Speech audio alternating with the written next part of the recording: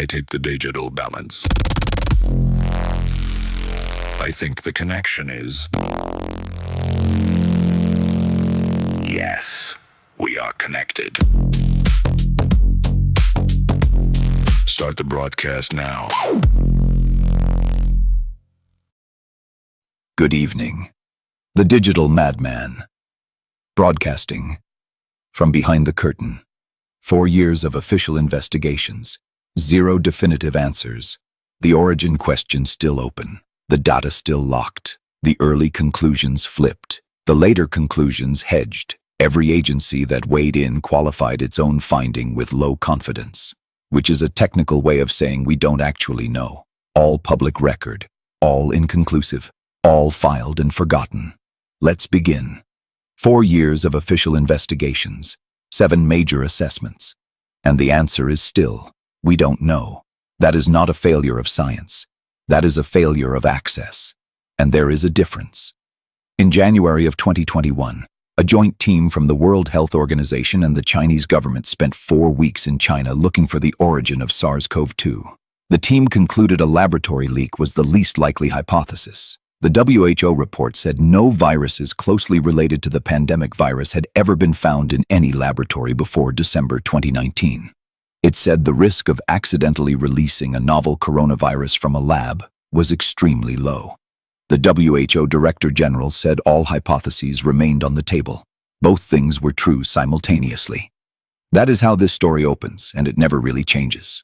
Later that same year, the US intelligence community released its own assessment, divided. Some elements had low confidence the virus emerged naturally. One element had moderate confidence it came from a lab. The rest sat somewhere in between. The official finding: not enough information to resolve either scenario. A pandemic that killed millions of people worldwide, and the world's most sophisticated intelligence apparatus came back with a shrug. A documented, classified, official shrug. We were told the science would settle it. It didn't. In June of 2022, the WHO's Scientific Advisory Group for Origins of Novel Pathogens, they call it SAGO, because everything gets an acronym, issued a preliminary report urging a deeper investigation into the lab leak possibility. That was a shift. The SAGO chair was careful to note at a press conference that the strongest evidence still pointed toward zoonotic transmission, meaning an animal passed it to a human somewhere. But the group had moved enough to say, look harder at the lab. That is not exoneration. That is an open question wearing a different hat. By 2023, things split further. The US Department of Energy concluded the pandemic most likely came from a laboratory leak, low confidence. That qualifier is not a footnote. It means the analysts themselves did not consider the case closed. The FBI reached a similar conclusion, also with qualifications. Meanwhile, other agencies inside the same US government assessed that natural exposure to an infected animal was the more likely scenario. Same government, same classified intelligence pool. Opposite conclusions. That is not a cover-up. That is what it looks like when the evidence is genuinely insufficient and the primary source of data, China, isn't sharing it.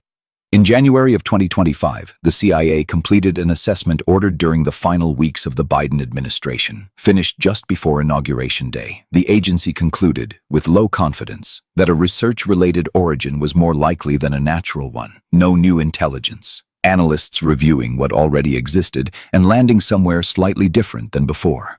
The CIA was careful.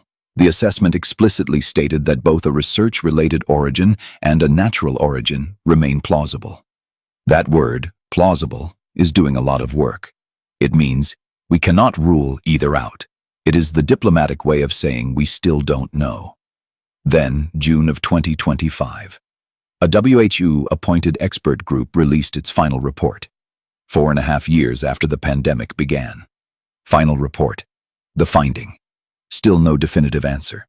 Most scientific evidence supports animal-to-human transmission. A lab leak cannot be ruled out. The reason? China did not provide the data needed to reach a conclusion. The report documented this explicitly. Attempts to obtain key information from Chinese authorities were unsuccessful. The gap in the record is not an inference. It is written into the official conclusion of the final official report. That is the whole arc. 2021. Lab leak extremely unlikely. 2022. Look harder at the lab. 2023. Energy department says probably a lab. Low confidence. 2025. CIA says probably a lab. Low confidence. Also, 2025. WHO. Final report says we still don't know, and China didn't let us find out. No agency has concluded with high confidence that this pandemic came from a lab. Not one. The assessments that favor the lab hypothesis all carry the lowest available confidence rating. The assessments that favor natural transmission are similarly inconclusive. What we have, after 4 years and 7 major investigations, is a documented record of uncertainty, produced by an information environment that one country controls. The answer lives in a database in Wuhan that no one outside China has been allowed to see. The WHO report said so. The CIA assessment said so. The final expert group said so. Everyone who looked at this story said the same quiet thing at the end. We asked, and we were not shown. That is the part that stays open. Not whether labs can have accidents. They can. Not whether animals transmit viruses to humans. They do. The part that stays open is that the entity holding the relevant primary data declined to share it with every international body that asked, across 4 years, across multiple administrations, across a change in WHO leadership.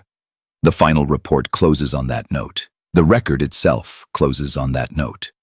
Next time an official investigation concludes with low confidence, go straight to the access question, not the conclusion, the access. Who was in the room? What they were shown, what they asked for and didn't get.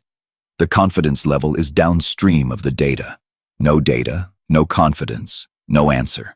7 official documents, written in plain language, teach us exactly what that looks like. Still no definitive answer naturally. The pattern, tonight, the answer was already filed. The World Health Organization's own advisory group put it in the final report. The agencies reached their own conclusions. The record exists. The question is still officially open, which means the cost of not knowing stays with us. Research restarts. Frameworks get rewritten. The next outbreak arrives before the last origin is settled. Pull the primary source before the press conference, the report before the statement, the filed document before the spokesman. That move works every time, on every story, in every administration. All concluded, all public, all pending acknowledgement.